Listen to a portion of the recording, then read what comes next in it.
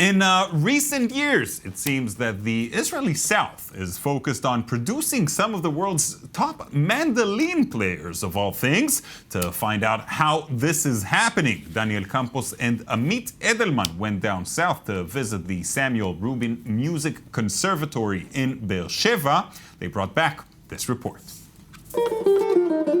World-renowned Israeli musicians Jacob Reuven, Avi Avital,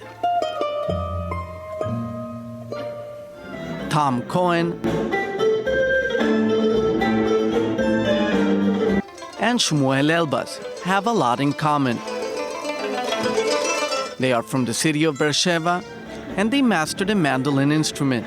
Jacob Reuven, director of the Reuven Music Conservatory, invited i24News to tour the Beersheba School of Mandolin, the most famous subdivision of the institution, where famous musicians studied in their childhood and youth. Reuven performs over 50 concerts abroad every year, as a soloist and as a member of the Kerman Quartet and other ensembles.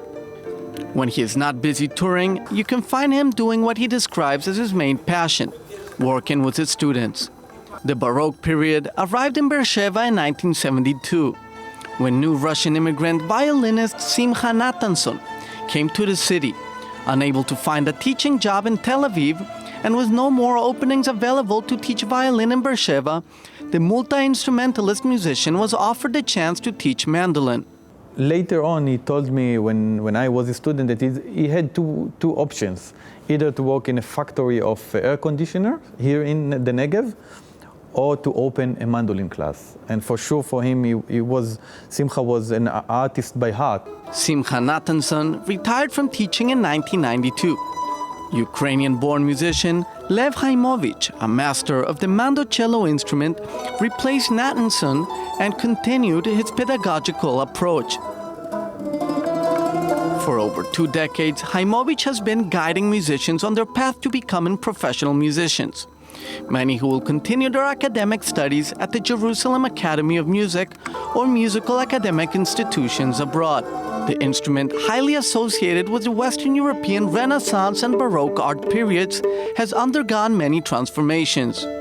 Music historians believe it arrived in Europe with the Moors, when they conquered Andalusia in 711 AD. Lute, it's a oud with frets, it's the same instrument. And after a few years, 100 years, you have a lot of sopran lutes that are actually the start of the mandolin. And with the history comes the versatility of the petite instrument. Folk music into classical writing and folk music, Andalusian music, Arab music, Eastern music. I play Turkish music almost every year in 2, 3, 10 concerts. So it's a large spectrum of repertoire. So this is, you have in this library almost 10,000 pieces that originally written for mandolin. Simcha Nathanson passed away in the early 2000s, right before the international success of many of his students.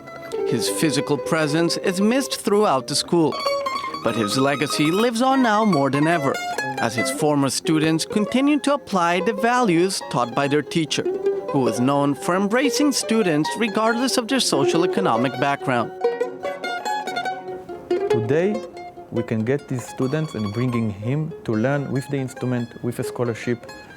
Money, geographic or situation of the family will not interrupt if you have love and talent for music.